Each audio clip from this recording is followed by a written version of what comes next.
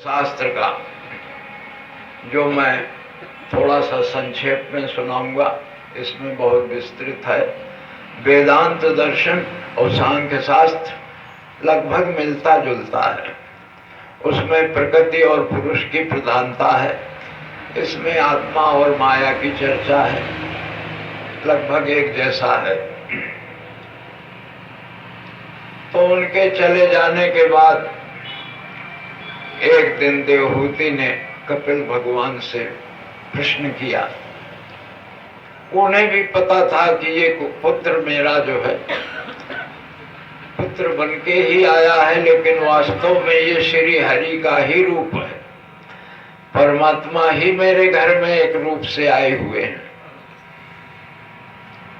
तो उन हाथ जोड़कर सामने खड़ी हुई और कहा, प्रभु, इन दुष्ट इंद्रियों की विषय लालसा से मैं बहुत ऊब चुकी हूँ। अब इनकी इच्छा पूरी करते रहने से ही घोर अंधकार में पड़ी हुई हूँ। अब आपकी कृपा से मेरी जन्म परंपरा समाप्त होगी, ऐसा मुझे विश्वास है। मुझे आप उपदेश करें, जीव का कल्याण कैसे होगा, इसका बंधन कैसे छूटेगा। बंधन जानते हो क्या है? तुम्हें लगता होगा कि हमें किसने बांधा है, छुट्टा तो घूम रहे हैं सब। असल में जन्म लेते समय तुम्हारे बस में नहीं है कि किस घर में पैदा होगे। बिना पूछे हमें कोई ढकेल देता है और जिंदगी भर पता नहीं कि कौन हूं, और जब मरूंगा तब भी पता नहीं कि अब कहाँ जाऊंगा। तो ना आते समय पता है कि कहाँ जाऊंगा, ना जाते समय पता है कि अब कहाँ जाऊंगा, और जिंदगी भर पता नहीं कि मैं कौन हूं। यही बंधन है। मजबूरी में पैदा होना पड़ता है और मजबूरी में मरना पड़ता है। ना अपनी मर्जी से आए हैं, ना अपनी मर्जी से जा रहे हैं। इस संसार में ज्ञानी पुरुष भी रहते हैं और अज्ञानी भी रहते हैं। लेकिन अज्ञानी कैसे हैं? जैसे जेल में कैदी रहते हैं। कैदी कैसा है?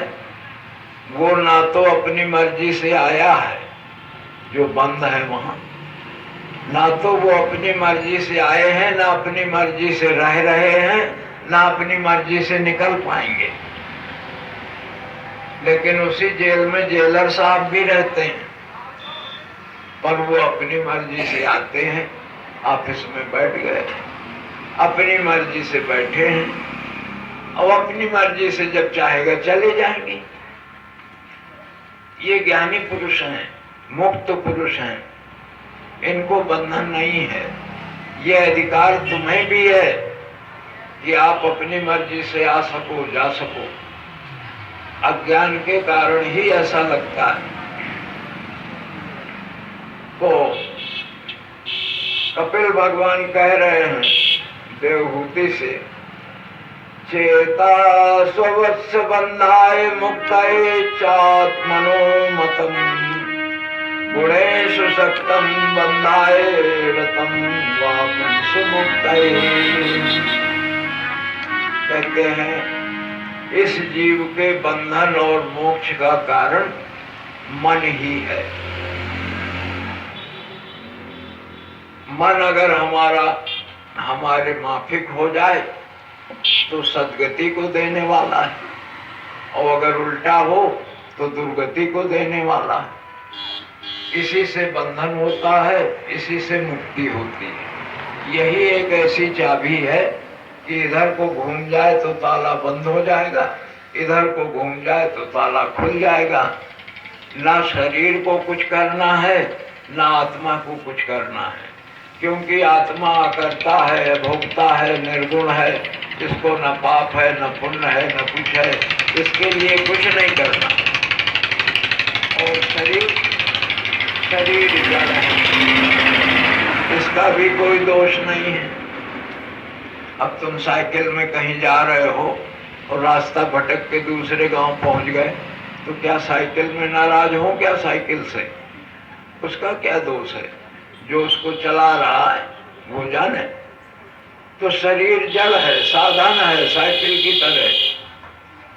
तो ना आत्मा को कुछ करना है, ना शरीर को कुछ करना है, तो फिर किसके लिए करना है? बोले बीच में मन है, इसी से पूजा करवानी है, इसी से रामायण पढ़वाना है, इसी को माला करवाना है। ये सब कुछ मन को ही करना है। भले ही देह साधन है बीच में इसके द्वारा हो, लेकिन करना मन को है। तो ये मन अगर ठीक हो जाए तो सब ठीक है, और मन अगर ठीक नहीं है तो वही दुर्गति को देने वाला होता है। जिस समय ये मन मैं और मेरेपन के कारण होने वाले काम क्रोध आदि विकारों से मुक्त होता है, शुद्ध होता है, मैं मेरापन, यही माया है। ये इतना इतना मेरा। कल चर्चा होती रही थी कि माया जो है दो तरह की है, एक है भगवान की माया और एक है जीव की माया, हमारी माया। भगवान की माया वो विराट में है, पूरे ब्रह्मांड में, ज्यादा में है, और जीव की माया थोड़े में है।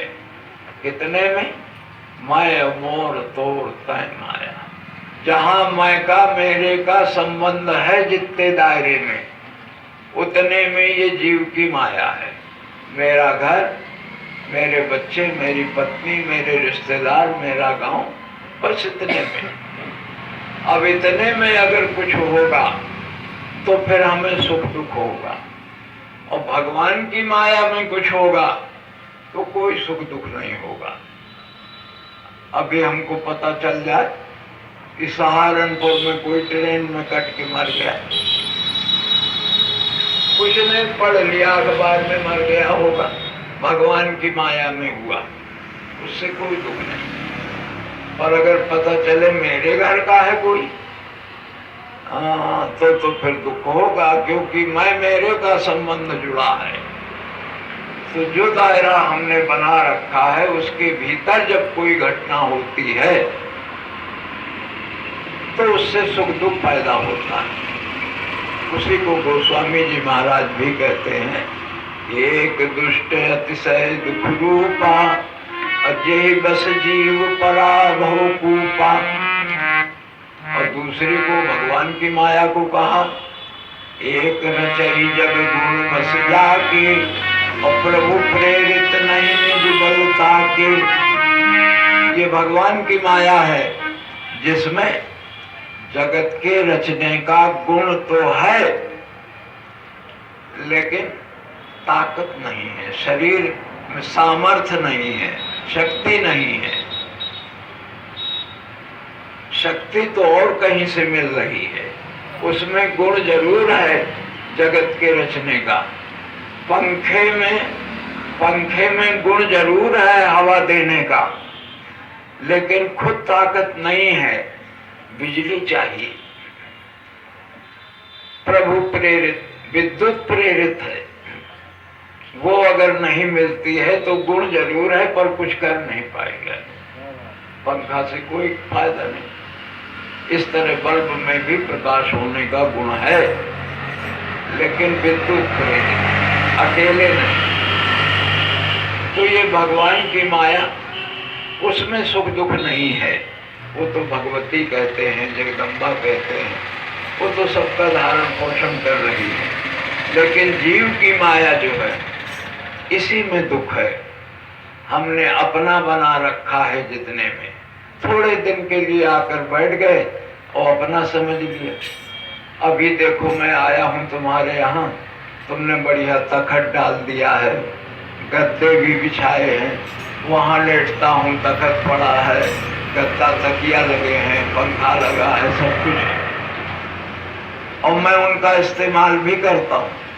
और ये भी कहता हूँ मेरा बिस्तर जरा ठीक कर दो, ये मेरा मेरी चारपाई थोड़ा ऐसे कर दो, पर जिस दिन जाऊंगा तो ये चारपाई नहीं ले जाऊंगा यहाँ से, ना वो गद्दा ले जाऊंगा, ना तकिया ले जाऊंगा, सब यहीं पड़ा रहेगा और मुझे कोई दुख भी नहीं होगा, क्योंकि मैं पहले से जानता था कि वो मेरे लिए तो है पर मेरा नहीं। ऐसे ही हम सबको मिला है, घर मिला है, मकान मिला है, पत्नी मिली है, बच्चे मिले हैं, सब कुछ मिला है। वो सब आपके लिए तो है पर आपका नहीं। और अगर हमने अपना बना लिया, मैं कहूँ कि मैं तो ये चारपाई ले जाऊंगा, मैं ये तकिया ले जाऊंगा, तो वो तो झंझट है ना। हाँ, वो जिसका है उसी के पास रहेगा, हमको कैसे मिल जाएगा। तो ऐसे ही यहाँ की जो सामग्री है वो यहीं के लिए है, साथ में कहीं ले जाने के लिए नहीं। खूब इस्तेमाल करिए, आपके लिए तो है।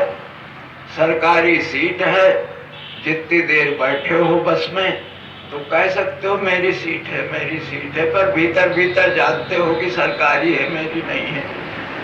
पर व्यवहार चलाने को कहते, और जब उतरोगे तो वो सीट सब वहीं धरी रहेगी, तो मैं कोई तकलीफ भी नहीं, क्योंकि पता है कि मेरे लिए भर्ती मेरी नहीं। ऐसे ही भाव से जब जगत में प्राणी रहता है तो उसको दुख सुख का अनुभव नहीं होता है। ये उपदेश उन्होंने बहुत विस्तार से दिया है, जो कि मैंने संक्षेप में कहा है।